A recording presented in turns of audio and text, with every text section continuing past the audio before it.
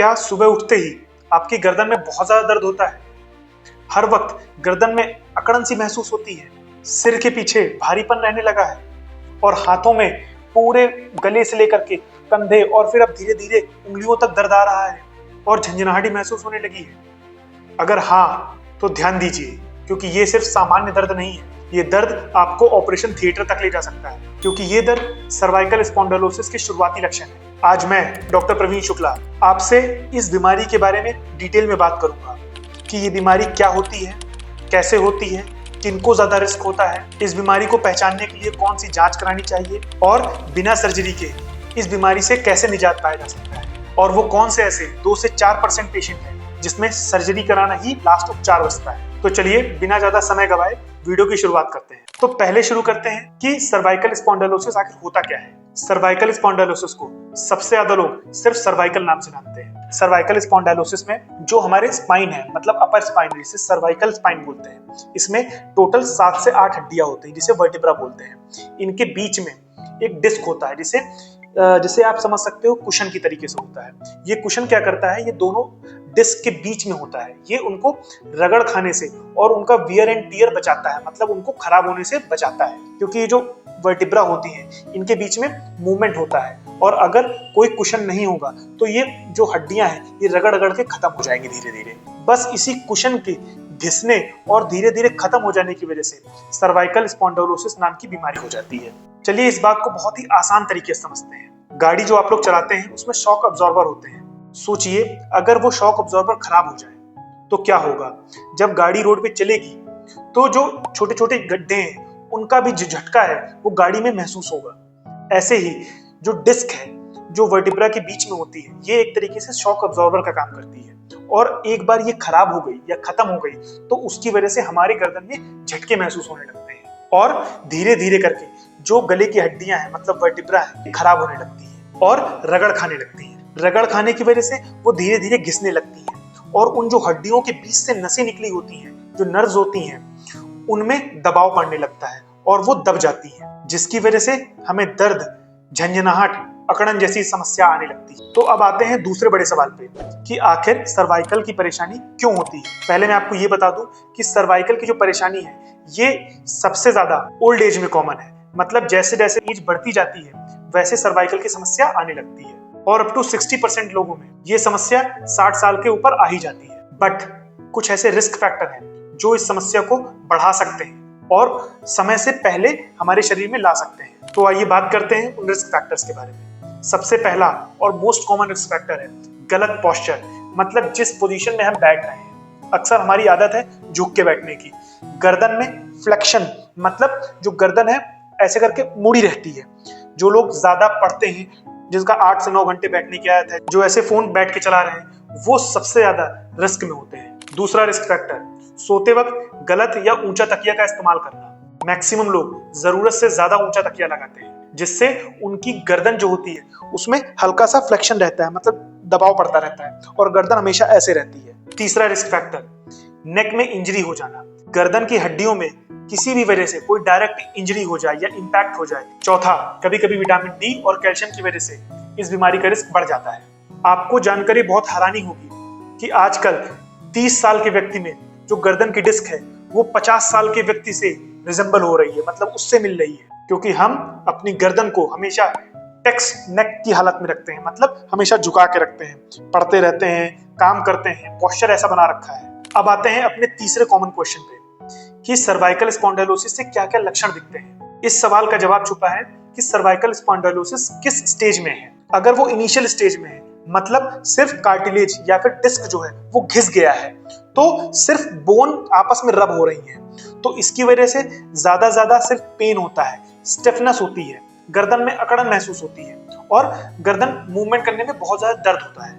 अब आती है नेक्स्ट स्टेज, जब बोन आपस में घिस घिस के ऑस्टियोफाइट्स बना लेती है, मतलब अगल बगल साइड में और बोन्स बनती चली जा रही हैं। जो बोन्स और बन जाती हैं उसकी वजह से जो हमारी गर्दन के पीछे से निकली हुई नसें हैं उनमें दबाव पड़ने लगता है, मतलब वो कंप्रेस होने लगती है और उसकी वजह से अलग अलग टाइप्स के सिम्टम्स आते हैं। इसे बोलते हैं रेडिकुलोपैथी। इसमें क्या होता है, जो पेन है वो गर्दन से होकर के धीरे धीरे शोल्डर में आता है, शोल्डर से आर्म में, फोर आर्म में और इवन फिंगर्स में भी आने लगता है। हमें ऐसा लगता है कि पेन के साथ साथ झंझनाहट हो रही है और लेटर स्टेजेस में थोड़ी थोड़ी सी वीकनेस, थोड़ा थोड़ा सा सुन्नपन, ऐसा चीजें महसूस होने लगती है। अब आती है और लेटर स्टेज। इसमें क्या होता है, जो वर्टिब्रा है उसके बीच में एक कैनाल होती है, उसमें से ही हमारी स्पाइनल कॉर्ड पास होती है, मतलब उसमें अंदर स्पाइनल कॉर्ड होती है। जब वर्टिब्रा है उसमें इतना ज्यादा डैमेज हो गया कि वो डैमेज अब हमारी स्पाइनल कॉर्ड को भी कंप्रेस करने लगता है, तब सिम्टम्स आते हैं माइलोपैथी की वजह से। इसमें क्या होता है, हमारे पैरों में भी वीकनेस महसूस होने लगती है, झंझनाहट होने लगती है, ऐसा लगता है कि पैर बहुत ज्यादा कमजोर हो गए हैं, चलने फिरने में, उठने बैठने में दिक्कत महसूस होने लगती है। इवन लेटर स्टेजेस में बावल और ब्लैडर सिम्टम्स भी इन्वॉल्व हो जाते हैं, मतलब शूशु पॉटी भी इफेक्ट हो जाती है और उस पर कंट्रोल खत्म हो जाता है। ये सारे सिम्टम्स हैं सर्वाइकल स्पाइंडोलोसिस के। अब आते हैं अपने चौथे सवाल पर कि कौन सी वो इन्वेस्टिगेशन है जो हमें इस डिजीज तक पहुंचाती है, मतलब कौन सी जांचें हमें करानी चाहिए। इसमें टोटल हम 5 चीजें कराते हैं, जिसमें x ray, MRI, CT scan, nerve conduction studies, muscle studies और कुछ ब्लड टेस्ट भी होते हैं। सबसे पहले हम एक्सरे कराते हैं। इससे हम जो वर्टिब्रा है उसके बीच का स्पेस देखते हैं कि डिस्क कितनी घिस चुकी है। सेकेंड स्टडी एमआरआई, वो हम तब कराते हैं जब हमें शक होता है कि कहीं नसें तो नहीं दबने लगी हैं। थर्ड स्टडी, उसमें आता है सिटी स्कैन। सिटी स्कैन हम इसलिए कराते हैं कि कहीं जो बोन है, मतलब जो वर्टिब्रा है, उसके आसपास ऑस्टियोफाइट्स तो नहीं बन गए हैं और छोटी छोटी बोन्स तो नहीं बन गई हैं जिसकी वजह से नर्व का कंप्रेशन का रिस्क बढ़ जाए। उसके बाद है चौथी इन्वेस्टिगेशन, जिसमें आती है मसल स्टडीज। मसल स्टडीज इसलिए कराया जाता है ताकि कहीं नेक मसल्स में या फिर शोल्डर मसल में कोई दिक्कत तो नहीं आ गई है जो हम सोच रहे हो कि वो सर्वाइकल की वजह से है। पांचवी स्टडी है नर्व कंडक्शन स्टडी। इसमें हम नसों की जांच कराते हैं कि कहीं पर से नसें में तो दिक्कत नहीं आ गई है। और छठी और आखिरी स्टडी है, इसमें हम कुछ ब्लड की टेस्ट कराते हैं, जिसमें विटामिन डी देखते हैं, कैल्शियम देखते हैं और कुछ ब्लड इन्वेस्टिगेशन देखते हैं और कुछ इन्फ्लेमेटरी मार्कर्स भी कई बार देखे जाते हैं। अब आते हैं अपने नेक्स्ट सवाल की तरफ, जो है इलाज, मतलब treatment. According to various studies, मतलब बहुत सारी रिपोर्ट्स और रिसर्च के बाद ये पता चला है कि 85 to 95% पेशेंट जो है वो सिर्फ और सिर्फ कंजर्वेटिव मैनेजमेंट में ही ठीक हो जाते हैं। बचे हुए लेस देन 5% पेशेंट को ही सर्जरी की जरूरत पड़ती है। इसके इलाज में कुल टोटल 4 से 5 स्तंभ हैं, उनको अगर आप समझ गए तो पूरा इलाज हो गया। पहला स्तंभ, कुछ मेडिसिन है, पेन किलर्स हैं जो जरूरत पड़ती है जब बहुत ज्यादा दर्द होता है। दूसरा फिजियोथेरेपी। तीसरा लाइफस्टाइल चेंजेस। चौथा नेक एडजस्टमेंट प्रोसीजर्स। और पांचवा और आखिरी सर्जरी। इनिशियल स्टेज में, मतलब शुरुआती दिनों में, आपको सिर्फ और सिर्फ doctor prescribed mild to moderate grade की जो पेन किलर्स आती हैं और जो मसल रिलैक्सेंट होती हैं उनको लेना होता है जब बहुत ज्यादा दर्द होता है। उसके अलावा आप हॉट फॉर्मेंटेशन का यूज कर सकते हो, मतलब गर्म पानी से सिकाई कर सकते हो। उसके अलावा जब ज्यादा दर्द हो तो कॉलर, आप जो कॉलर आती है, नेक कॉलर्स होते हैं, वो आप यूज कर सकते हो। उसके बाद फिजियोथेरेपी का रोल बहुत ज्यादा बढ़ जाता है। फिजियोथेरेपी में नेक ट्रैक्शन, नेक मसल जो ट्रैक्शन होता है वो किया जाता है। उसके अलावा कुछ एक्सरसाइजेज हैं जैसे नेक रोटेशन हो गया, नेक मसल स्ट्रेंथनिंग एक्सरसाइजेज हो गई, शोल्डर मसल स्ट्रेंथनिंग एक्सरसाइजेज हो गई, ये सारी एक्सरसाइजेज कराई जाती है। उसके बाद आता है और जो मोस्ट इंपॉर्टेंट है वो लाइफस्टाइल चेंजेस। इसमें आपको अपने रोजमर्रा की जो एक्टिविटीज है, जो आप काम कर रहे हो, इसमें छोटे छोटे बदलाव करने होते हैं। जैसे आप अगर फोन चलाते हो तो कोशिश करो जो फोन है या लैपटॉप है इसको दिन में अलग अलग हाइट पे एडजस्ट रखो, या फिर अपनी जो चेयर है इसको अलग अलग हाइट पे रखो, ताकि कभी आपको फोन को नीचे देखना पड़े, कभी आपको लैपटॉप या फोन है उसको थोड़ा सामने रखो, कभी थोड़ा सा ऊपर रखो, ताकि आपकी जो नेक है वो अलग अलग पोस्चर में, पोजीशन में ढलती रहे। अगर आप कंटिन्यूअस काम करते हो तो कोशिश करो हर 30 से 35 मिनट में एक ब्रेक लो, जिसमें आप अपनी मसल्स को, अपनी नेक मसल्स को ऐसे रोटेट करो, यस नो की पोजीशन में ऐसे पूरा रोटेट करते रहो, बीच बीच में रोटेट करने की आदत डाल लो। इसके अलावा खासकर सोते वक्त तकिया का बहुत ध्यान रखना है। अगर आप सीधा सो रहे हो तो कोशिश करो ये वाला गैप है ये बिल्कुल स्ट्रेट होना चाहिए, ये ऐसे या ऐसे नहीं होना चाहिए, इसलिए बिल्कुल पतला तकिया लगाना है। उसके अलावा जो लोग करवट लेके सोते हैं तो करवट में क्या होता है कि कई बार मोटा तकिया लगा लिया तो ऐसे सर हो गया, कई बार पतला तकिया लगा लिया तो ऐसे सर हो गया। तो कोशिश करना है इसी चौड़ान का तकिया लगाना है, ताकि आपका गर्दन ना ऐसे हो ना ऐसे हो। इसके अलावा अगर आपको लक्षण आ गए हैं सर्वाइकल के तो उसके लिए आप कोशिश करो कि जो हाई इम्पैक्ट एक्सरसाइजेज हैं या फिर जो ये गेम्स हैं, खेल कूद है, इसको थोड़ा अवॉइड किया जाए। जैसे कि योगा जिसमें शीर्षासन करते हैं, नेक गर्दन केवल उल्टा खड़े होना, या फिर कुछ ऐसे हैं इसमें बहुत ज्यादा मूवमेंट होते हैं नेक के, कोई डांस एक्टिविटी होती है, या फिर कोई ऐसा मान लीजिए कोई गेम है जिसमें आपको नेक मूवमेंट बहुत ज्यादा करने हैं, गर्दन में लगने का, झटके लगने का रिस्क बहुत ज्यादा है, या फिर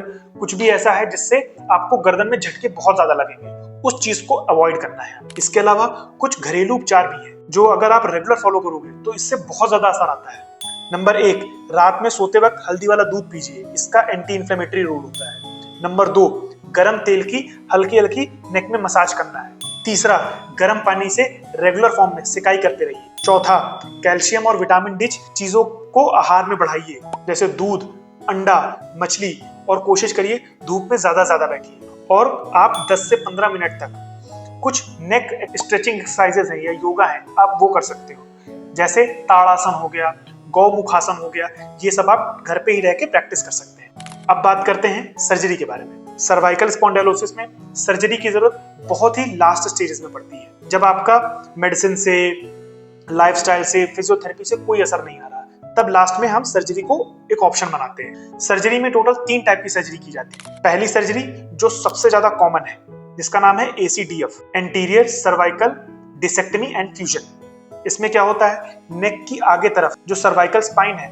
उसमें आगे की तरफ से जाके जो आपकी डिस्क है उसको हटा देते हैं और बोन को फ्यूज कर देते हैं, ताकि जो वहां से निकली हुई नर्व्स है उसमें कंप्रेशन कम से कम। सेकेंड प्रोसीजर है पोस्टीरियर डिसेक्टमी एंड डिकम्प्रेशन। इसमें क्या है, इस बार हम आगे से नहीं पीछे से जाते हैं, मतलब स्पाइन को पीछे से एंट्री लेते हैं और वहां पे जो डिस्क है या फिर जो बोन वाला पार्ट है उसको हटा देते हैं और वहां पे रास्ता बनाते हैं ताकि जो नर्व्स हैं उसको रास्ता मिले बिना कंप्रेशन के। थर्ड और आखिरी सर्जरी का नाम है सर्वाइकल डिस्क रिप्लेसमेंट। इसमें जो हमारी घिसी हुई जो पुरानी डिस्क है उसको हटा के उसकी जगह हम एक आर्टिफिशियल डिस्क लगाते हैं। उससे क्या होता है, मूवमेंट भी बढ़ जाता है और जो कंप्रेशन है वो भी खत्म हो जाता है। याद रखिए, मोस्ट कॉमन सर्जरी तो ACDF है, लेकिन अलग अलग पेशेंट में अलग अलग सर्जरी की जरूरत पड़ सकती है, depending their stage and which part is most compromised. तो दोस्तों, अगर आपको बार बार गर्दन में दर्द या झंझनाहट महसूस होती है तो इसे बिल्कुल हल्के मत लीजिए। सही वक्त पर इलाज मतलब सर्जरी से बचाओ। आपको तुरंत अपने नजदीकी किसी ऑर्थोपेडिक या फिर न्यूरोसर्जन या फिर किसी स्पाइन स्पेशलिस्ट से या फिर इस फिजिशियन से तुरंत मिलना चाहिए। और मैं आपको ये अश्योर करता हूँ कि मैक्सिमम अप टू 95% पेशेंट्स में, मतलब ज्यादातर लोगों में, ये बिना किसी सर्जरी सिर्फ और सिर्फ कुछ चीजों को बदल के और कुछ चीजों को अपना के बिल्कुल ठीक किया जा सकता है। तो सर्वाइकल की बिल्कुल टेंशन नहीं लेना है, ये कोई इतनी बड़ी बीमारी बिल्कुल नहीं है कि ये ठीक नहीं हो सकती, ये बिल्कुल ठीक हो सकती है। बस आपको जागरूक रहने की जरूरत है और सही समय पे सही स्टेप लेने की जरूरत है। आई एम वेरी श्योर कि आपको इस वीडियो से कुछ ना कुछ सीखने को जरूर मिला होगा। अगर आपको ये वीडियो अच्छा लगे तो इसे प्लीज लाइक करिए। अगर आप चैनल पे पहली बार आए हैं तो सब्सक्राइब भी कर सकते हैं और नोटिफिकेशन बटन को दबा भी सकते हैं। अगर आप चाहते हैं कि सर्वाइकल में जो एक्सरसाइज करनी होती है उसके बारे में वीडियो बनाऊं तो आप मुझे कमेंट भी कर सकते हैं, या फिर कोई और भी समस्या हो इससे रिलेटेड तो आप मुझे कमेंट सेक्शन में बता सकते हैं, मैं आपका जवाब जरूर दूंगा। तो चलिए अभी आपसे विदा लेता हूं इस वादे के साथ कि बहुत जल्द आपसे मिलूंगा एक बहुत ही अच्छे नए वीडियो के साथ। तब तक अपना ध्यान दीजिए और अपने हेल्थ के प्रति जागरूक रहिए। Thank you.